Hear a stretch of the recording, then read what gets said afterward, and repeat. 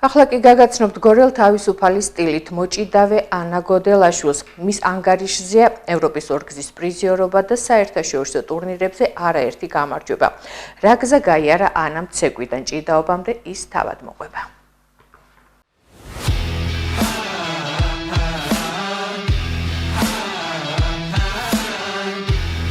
მე ვარ ანა გოდელაშვილი, 16 წლის, თავისუფალი სტილით მოჭიდავე.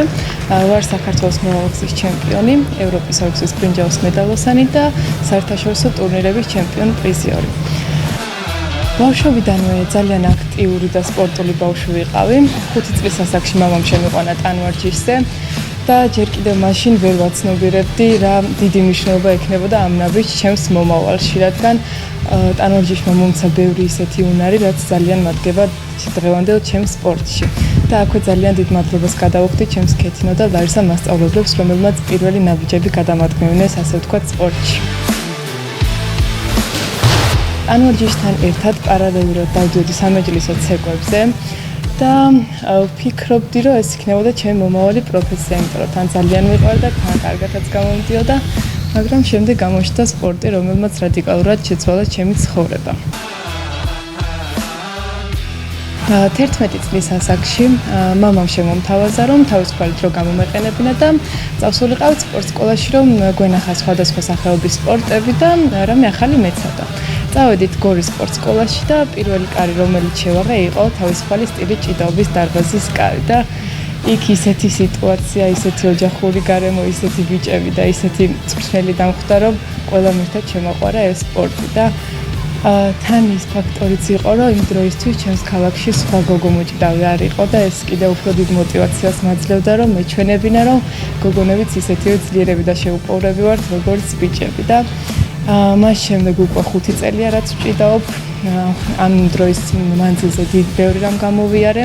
2022 წელს მივიღე მონაწილეობა პირველად საერთაშორისო ტურნირებზე და ერთ-ერთი იყო ევროპის ჩემპიონატი, სადაც მოახერხე და მოიპოვე ბრინჯაოს მედალი. 2023 წელსაც იგივე შედეგი გავიმეორებ ევროპის ჩემპიონატზე და იმავე წელს მსოფლიო ჩემპიონატზე გამგზავრებამდე რამდენიმე დღით ადრე სამწუხაროდ მივიღე სერიოზული ტრავმა, ამომივარდა მხარი. რის შემდეგაც დამჭირდა ქირურგიული ჩარევა, გავიკეთე ოპერაცია, გავიარე ხანგრძლივი რეაბილიტაცია და როცა უკვე უბრუნდებოდი ჩემს სპორტს და ვიწყებთ უკვე მზადებას, კიდევ გამიმეორდა ეს ტრავმა და ახლა უკვე ორივე მხარი საოპერაციო ახლიდან, მაგრამ რა თქმა უნდა ეს არ გვაჩერებს და პირიქით უფრო მეტი მოტივაცია და შემართება მაქვს. რამდენიმე დღის წინ ვიჭიდავეთ კიდევაც საქართველოს ჩემპიონატი 20 წლამდელთა შორის, სადაც დავიკავე პირველი ადგილი და გავხდი ჩემპიონი. ახლა ვარჯიშთან ერთად პარალელურად გავდივარ ფიზიოთერაპიას და მკურნალობას, რომ შევძლოთ ევროპის ჩემპიონატისთვის მომზადება. მივდივართ ძალიან დიდ რისკზე, მაგრამ აქვს უფლის იმედი, რომ ყველაფერი კარგად იქნება და ვიზეიმებთ გამარჯვებას. რაც შეეხება სამომავლო გეგმებსა და მიზნებს, როგორც ყველა სპორტსმენის მოგეხსენებათ, ჩემი ყველაზე დიდი მიზანიც არის ოლიმპიური ჩემპიონობა და ეს არის მწვერვალი, რომლისთვისაც ვიბრძვით და რომელსაც აუცილებლად დავიპყრობთ. თუმცა ამ ყველაფრისთვის მხოლოდ სურვილი და ნიჭი არ კმარა, რადგან აუცილებელია გქონდეს დიდი მოთმინება, დიდი ნებისყოფა, დისციპლინა და რაც ყველაზე მთავარია, შრომის უნარიანობა. წინ ნამდვილად გრძელი და რთული გზამელიც, მაგრამ ეს არ გვაშინებს, რადგან გვერდზე ისეთი ადამიანი მყავს, როგორც არის ჩემი მწვრთნელი გიორგი გოგშელიძე. უბრალოდ სიტყვებით ცოტა რთულია გადმოცე, როგორი უმაგრესი ადამიანია, როგორი მწვრთნელი, როგორი მეგობარი, როგორი მრჩეველი.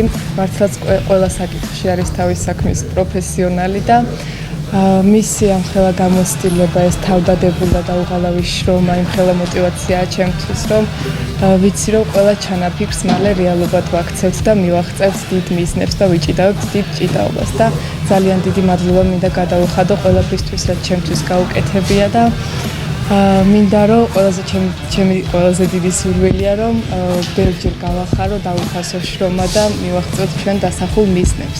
მოგეხსენებათ, ვარ აბიტურიენტი, დავემზადებით ეროვნული გამოცდებისთვის და სწავლის და ვარჯიშის შეთავსება ნამდვილად რთულია, მაგრამ არ არის შეუძლებელი თუ სწორად გადაანაწილებ დროს.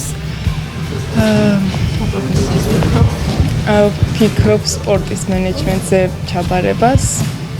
ჩემი კარიერის გამო და რეაბილიტაციასაც განვიხილავ, ამიტომ ჯერ ნახოთ რა იქნება.